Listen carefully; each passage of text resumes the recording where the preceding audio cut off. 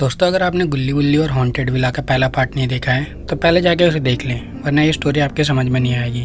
तो पिछले एपिसोड में आपने देखा कि गुल्ली और बुल्ली रेंट के लिए घर देख रहे हैं और वो एक घर के पास में आते हैं और ये घर इन दोनों को बहुत ज़्यादा पसंद आ जाता है। लेकिन ये गार्ड गुल्ली बुल्ली को मना कर देता है और अगले दिन आने के लिए कहता है। लेकिन गार्ड के जाते ही गुल्ली बुल्ली उस घर के अंदर घुस जाते हैं और जैसे ही गुल्ली छत के ऊपर जाता है तो इस घर में रहने वाली चुड़ैल गुल्ली को उठा लेती है।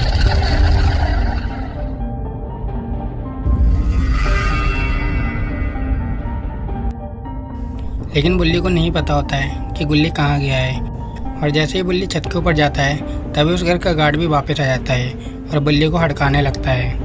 और गार्ड भी जब छत के ऊपर जाता है तो बुल्ली और गार्ड को खून की बूंदें टपकने की आवाज़ आती है।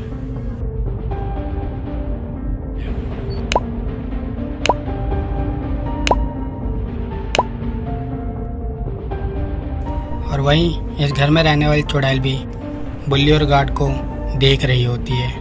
अब आगे देखते हैं। ये सब देख के इस गार्ड को भी लगता है कि अब कुछ ना कुछ गड़बड़ ज़रूर है। फिर वो गार्ड बुल्ली से कहता है कि तुम अब पुलिस के पास फ़ोन कर दो। जब यहाँ पे पुलिस आएगी तो वही पता लगाएगी कि गुल्ली कहाँ पे गया है, क्योंकि ये सब खून की बूंदें देख के मुझे तो लग रहा है कि उसका मर्डर हो गया है। और अब तुम जल्द से जल्द पुलिस के पास फ़ोन मिला दो। इतना सुनता ही बुल्ली अपनी जेब से फ़ोन निकालता है और सारी बातें पुलिस को बता देता है।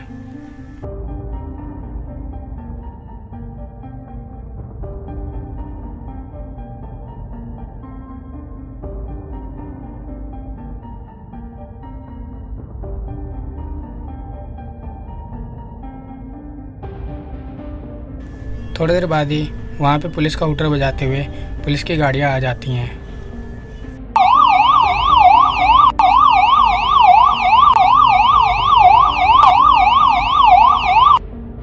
और जैसे ही उस पुलिस वाली गाड़ियों में से पुलिस वाले उतरने को होते हैं कि तभी उन गाड़ियों में आग लग जाती है।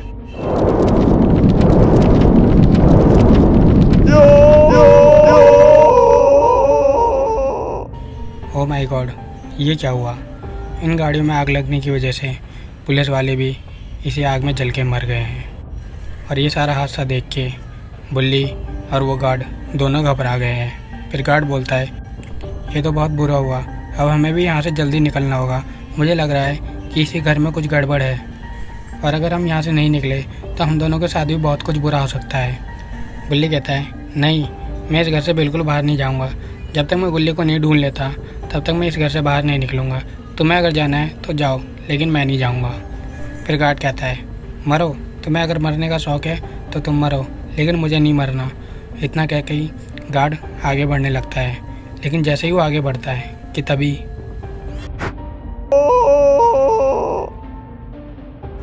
अरे ये क्या हुआ? ये भाला कहाँ से आया? यहाँ तो दूर दूर तक कोई भी नहीं है जिसने ये भाला फेंका हो और इस भाले के लगने से इस गार्ड का भी काम तमाम हो गया है और अब बुल्ली यहाँ पे अकेला फंसा पड़ा है।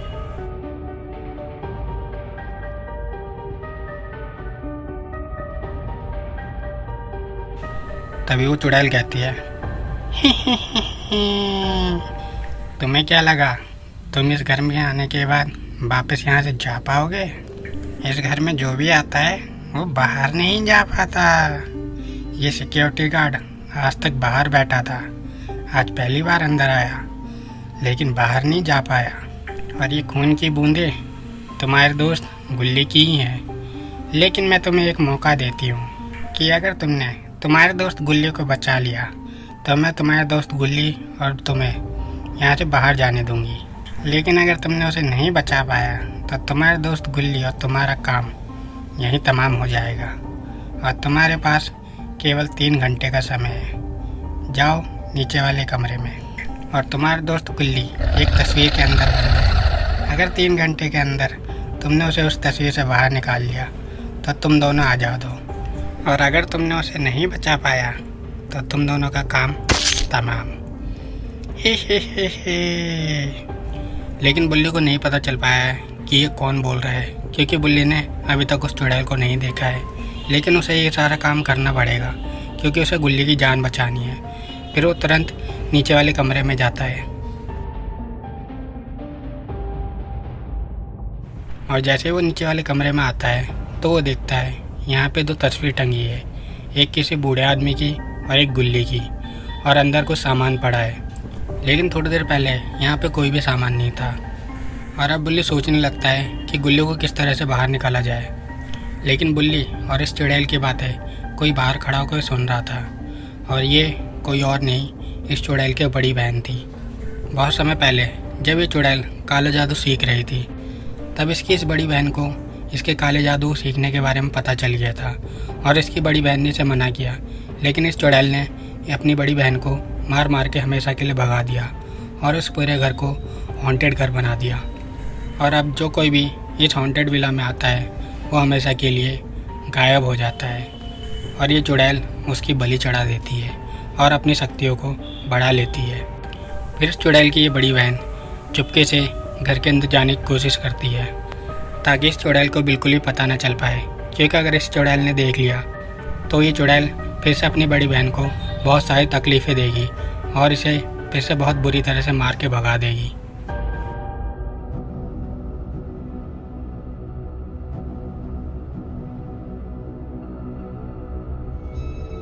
और वहीं अब बुल्ली ने एक हथौड़ा उठा लिया है और वो इस हथौड़े से गुल्ली वाली तस्वीर को फोड़ के गुल्ली को बाहर निकालना चाहता है।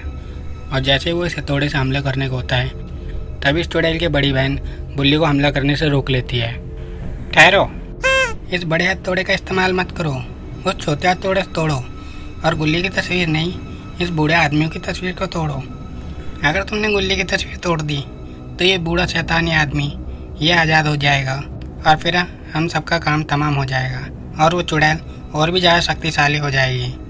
रुको, मैं वो छोटा हथौड़ा ला के देती हूँ। इतना कह के उस चुड़ैल की बड़ी बहन छोटा हथौड़ा लेने के लिए आगे बढ़ने लगती है।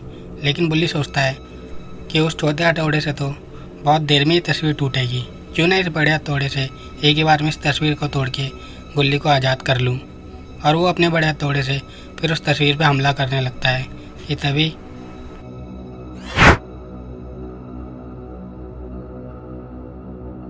और फिर उसका गेट बंद हो जाता है, और फिर इसके बाद इस घर में रहने वाली चुड़ैल वो भी गोल गोल घूम के गायब हो जाती है।